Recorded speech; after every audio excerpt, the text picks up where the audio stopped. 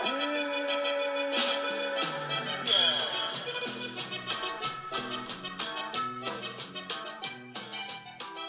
Mija, this is Diana, and I'm Ana Rosa.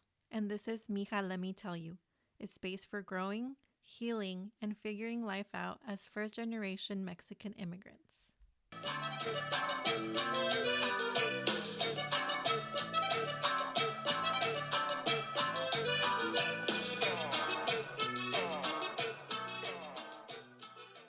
Bienvenidos. This is part 2, parte número 2 del episodio. ¿Cómo era el título, Ana? Ni de aquí ni de allá. Ni de aquí ni de allá. La plática was so good. We had to cut it in half and make 2 parts. Yes.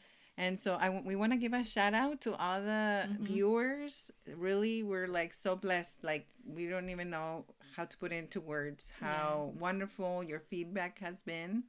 It's like overwhelmingly, like our heart is like grown in 3 sizes. Like, you know, because we started this podcast with the mind of providing a space where we can, you know, where we can share our culture, our lived experiences from our immigrant family. But it has really grown for people to connect and connect in the way that we've had a strong call for like guests. Yes. And we love that. Yeah. So Ana and I are going to be structuring in the future episodes guests. Speakers to include some interviews. We want to hear people share their stories. Like we said, we've mentioned our stories and our experience of coming to the U.S. And we'd love to hear from other people about their experiences. And we'll continue to also share topics like ni de aquí ni de allá, like also about like dating and college and all the things. So we're looking forward to where this takes us. It's exciting for us to see the pouring of comments. We are seeing how many people are like looking at our posts and on Facebook, Instagram, TikTok, on our YouTube channel. You know, and we love that because this is the purpose, to bring us together in a time where there's a lot of things going on in the world. Yes. And we want to make sure that our stories are heard and that we are able to support each other as a community. Yes. So welcome to the Mija community. And something else that came to mind about ni de aquí ni de allá was like in Mexico, typically like the man goes to work and the woman, you know, typically there's been changes, like women are going to work as well, but typically the woman stays home, takes care of the household.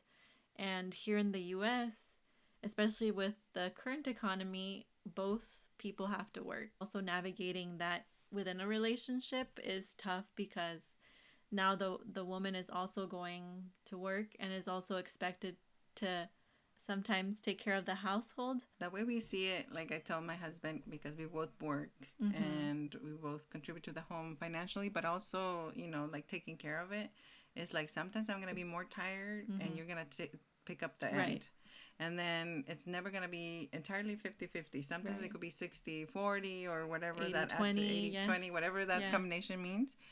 But being able to pick up and be able to cover you when you're not at your best, and when I'm not at my best, you cover, because that's the only way it's gonna work.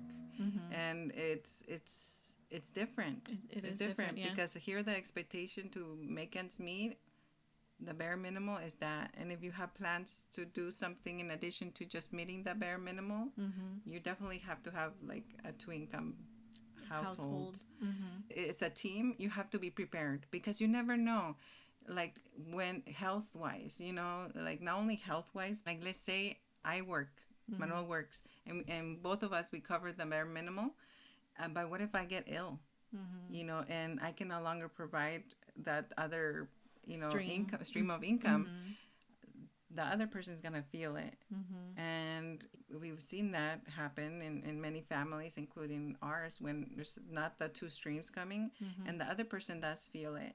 And that's just how it is here. If you do want to not only cover your basics, but you also want to get ahead Mm-hmm. and build un patrimonio for your family, Mm-hmm. because we don't have our life asegurado. So what does that mean? Like for me, it means, and this is something ni de aquí ni de allá. When Mm-hmm. I started work, is getting life insurance, Mm-hmm. getting benefits, Mm-hmm. covering those needs.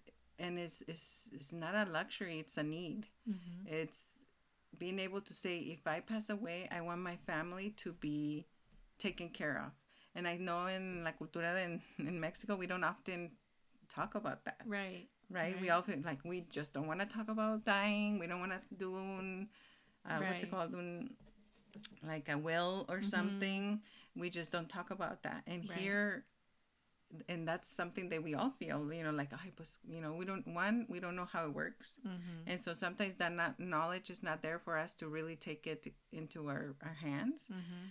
But also understand that, like, going to work means not only that I can provide financially, but it also means that those benefits could support my family in case I'm not here. Mm-hmm. And Mm-hmm. that's another way of taking care of your family. You can take care of your family when you're taking care of your children, Right. but also taking care of your family when you're going to work and you have those benefits, because life is not for certain. Mm-hmm. Something could happen to myself, something could happen to Manuel, but we want our family to be taken care Mm-hmm. That taboo in Mexico of like we don't talk about death. Why would you talk about something like that?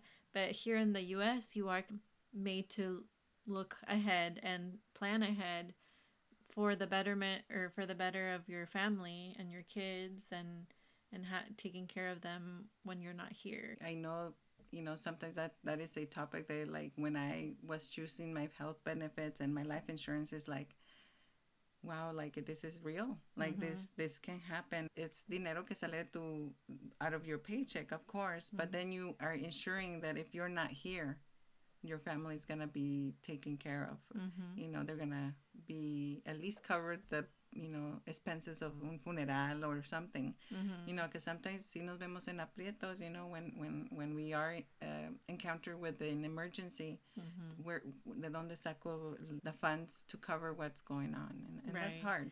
Especially when you just lost someone and having to deal with that. Yeah, it's heavy and having a plan ahead of time makes it a little bit the tiniest bit easier. So another thing that I would add to, like, being a woman and expected to work is childcare. Mm-hmm. And sometimes we have someone close to our family that could take care of the kids. Mm-hmm. And then there's sometimes you have to take them to preschool or private childcare. And I Mm-hmm. know it's something of a process, Mm-hmm. that if you were able to stay at home, like in Mexico, you would, you were taking care of your children and you're taking them to school, or maybe they're little and you're taking care of them at home and doing Mm-hmm. the household chores. But here it's different, Mm-hmm. Mm-hmm. and I think that process of in kind of like letting go, right? Separating yeah, a little Separating, bit, yeah. it's sometimes hard. It's not an Mm-hmm. easy process, but I think at the end of the day, it helps. Like, like I've seen it in my children, they just become independent, Mm-hmm. and they, like, love school. Mm-hmm. Like, here I am crying, like, I really know, and then they're enjoying school with their friends and having that best life ever, and it's Mm-hmm. more harder on us as parents, of like that this, letting them go and be Mm-hmm. themselves. And Yeah. Yeah, that independence, because in Mexico we tend to be a very collectivistic culture. We're always together, and in the U.S. it's more of a individualistic culture, and I feel like that's the ni de for aquí ni reals. de allá. Like for us, we went to college and we like separated from our nuclear family because we wanted a career. I'm sure that was really hard for our parents too because, we've grown very close and we're always together. And I think that's another example of here in the US. Usually, I mean, I guess in Mexico también you go to college and stuff too, but um, I feel like it was a new experience for my parents where we're always together and now you're going away, but it gave us the skills to, learn how to cook on our own, how to navigate, the world in a sense, and Mm-hmm. learn those skills that we might not have learned if we had just stayed under our parents' wings. And it was a process within itself. I remember when I went off to college, it was like a lot. I was homesick, and I was Mm-hmm. 45 minutes away. Yeah. I was homesick. I wanted to come home, and then little by little you start adapting yourself to the new like system, Mm-hmm. and then you okay, it's easier. It's a process of adapting to the new circumstance. Now, we're professionals. Mm-hmm. We each work. We have our schedules. We have our families, Mm-hmm. and yeah, we're not like 100% all the time together. Mm-hmm. But knowing that, okay, we're family, even though we don't talk to each other that like every day, that we're there, Right. for each other. In Mexico, like I my there was my grandma's house, and all of the kids moved out, but they lived in the same town. Mm-hmm. So I'm sure they would go and meet at my grandma's house probably daily every night. And here, like you were saying, like we live in different cities and we don't get to see each other every night or every day.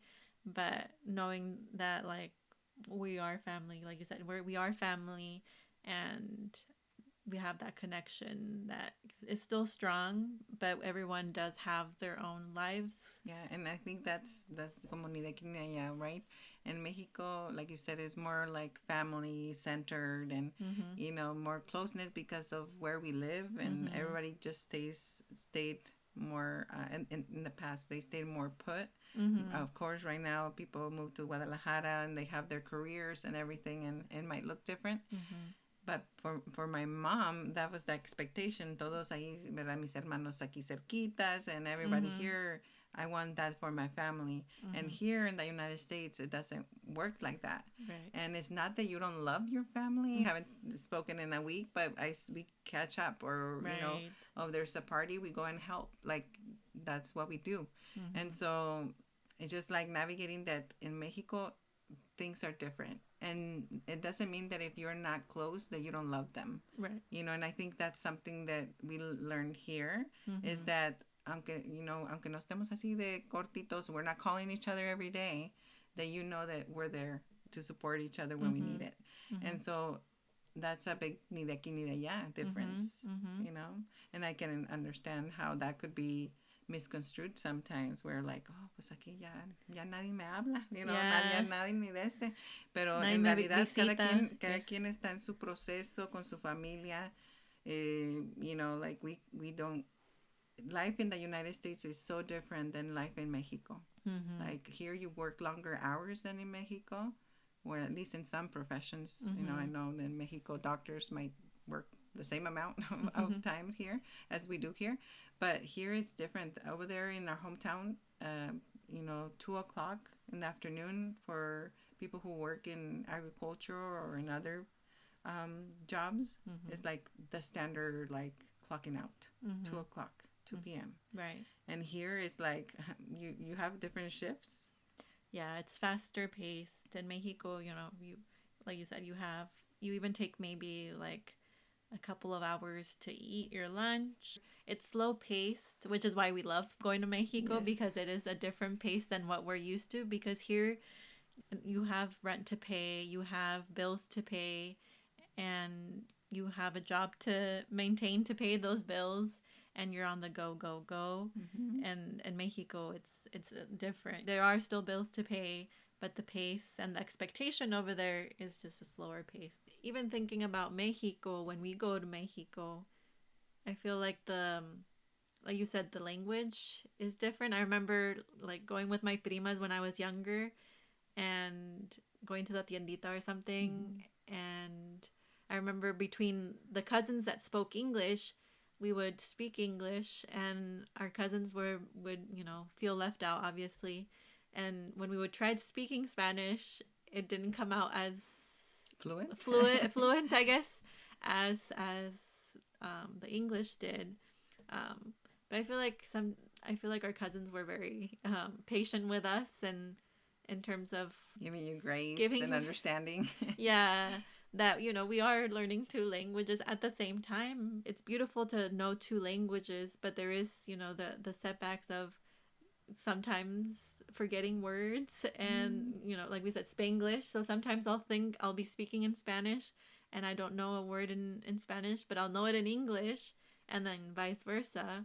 Does happen. I'm like, ¿cómo se dice? Because I'm blanking. I'm blanking in the other language. Right. And it's like my brain is like going like a hamster wheel, like trying to figure out what it is. Yeah, trying to look through the files to like, see if I know the word. Calculate. Yeah.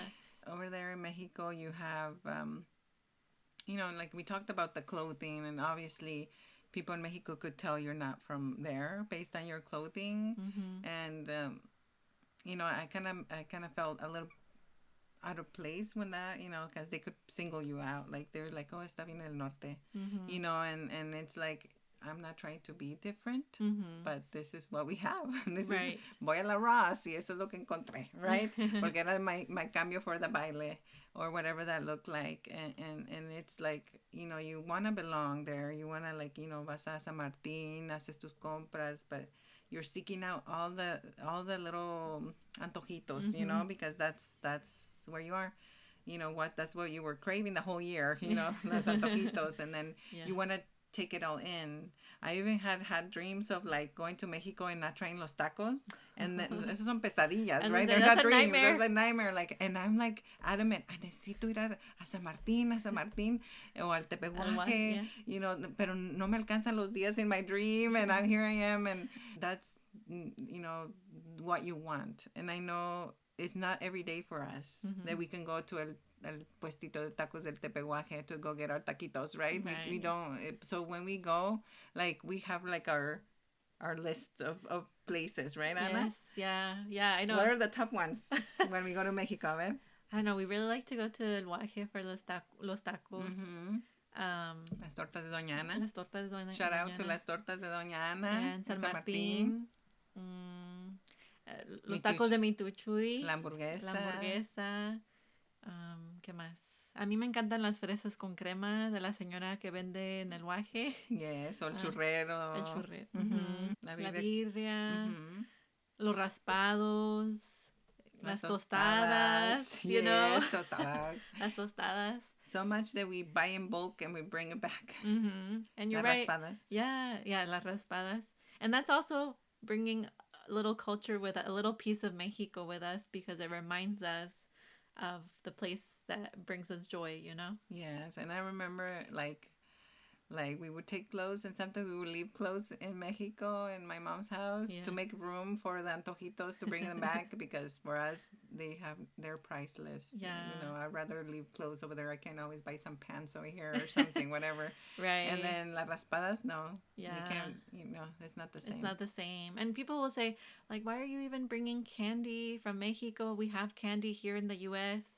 But like for us, it's like, but it's from Mexico, Like, so when I'm eating this candy in the U.S., I can imagine that I'm in Mexico, and it has that sentimental value. It's an experience, and it's a reminder of the place we love. Y las nieves no van a querer. Oh, las nieves.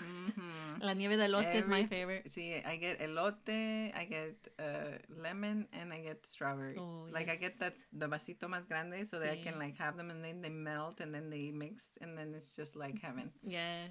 Y las guasanas también. Sí. Los elotes de la señora que se ponen en los portales allí en San Martín.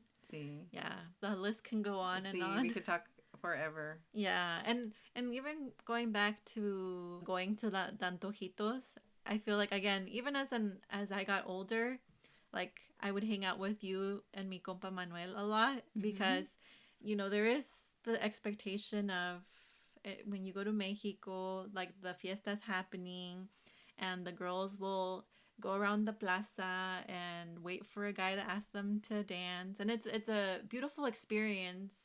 But I remember for me, like, it got to a certain point where I was like, I'd rather hang out with mi compa Diana and mi compa Manuel and go eat food. Yes, because that was our thing. Yeah. And I remember, like, sometimes people, like, would ask me, like, oh, why are you going to the baile? I was like, no, I'm going to El Guaje. El Guaje to los tacos. The expectation of the girls going to the bailes and stuff. And for me, like, that never called to me as much as I saw like some of my cousins going to bailes or other people around me. And like sometimes I did feel like, I want to belong, but I don't feel comfortable, you know, dressing up and going to the baile and just waiting to see for a guy to ask me out, you know. So I think for me that was something to navigate, because I like wanted to fit in, but also I was like, I'd rather go eat yummy food, you know. I don't know. And I think sometimes it could have taken as like frowned upon, like, oh, No quiere juntarse con nosotras. no quiere or juntarse con something. nosotras, or like, that's true, like, oh, que volada or whatever, you know, you never know. But honestly, for me, it was just like, I'd rather go eat the yummy food. Sí, hay que aprovechar el tiempo en la comida, right? Yeah. You have a set amount of time in Mexico, and I want to eat. Yes. All I can eat, you know? We had our repertoire, or como se dice, our itinerary. Yes. Of the food tour. Yeah, the food spots we wanted to stop at. Maybe in the future, if we take the podcast to Mexico, we'll take you to each spot. Yes. Yeah, that would be a good idea. Yeah. Another thing that might have added to what you said about not wanting to go out and do certain things is la tarea, you know? Yeah, I was going to say that too. Yeah, la tarea, because, you know, here, you know, my parents, we would travel to Mexico in December, right? And usually we would take like a week or two off before the winter break. And here in the U.S., they leave you homework. Independent study is called, yeah. Right? And so I remember, you know, like when the time came, we would go to la oficina in the high school or wherever you're at. Yeah. In the high school, we would go and get a sheet of paper that our teachers would sign and kind of like sign off saying that, okay, might as give you permission.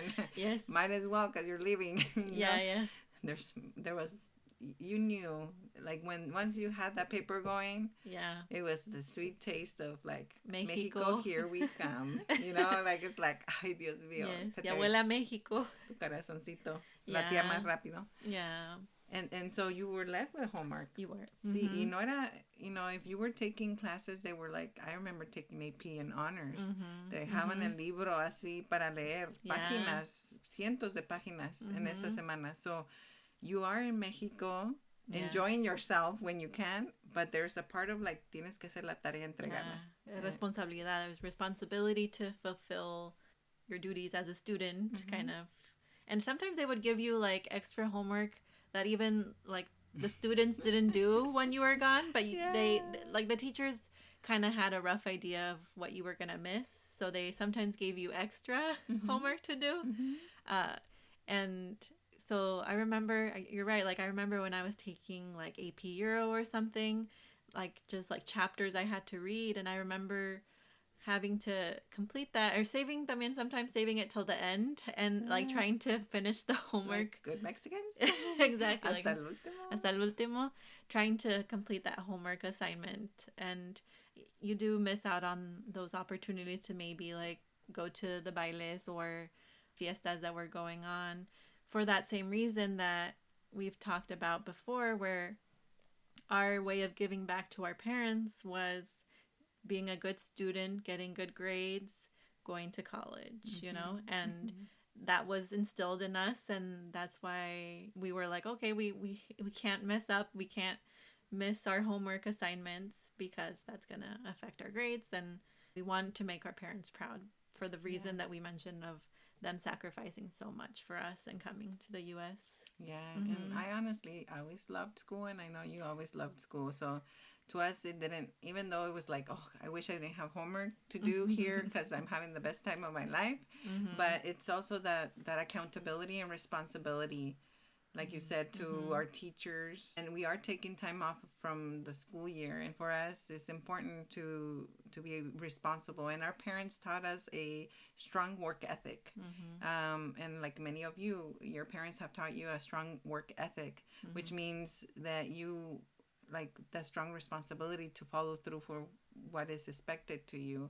And that comes with the values that we were taught in our family, to respect your adults, right? That's also another topic, ni de aquí ni allá, right? Right. So here, I would say that la palabra Usted no existe. It's No. just you, It's just you. Yeah. right? Mm-hmm. And so in Mexico, you use usted.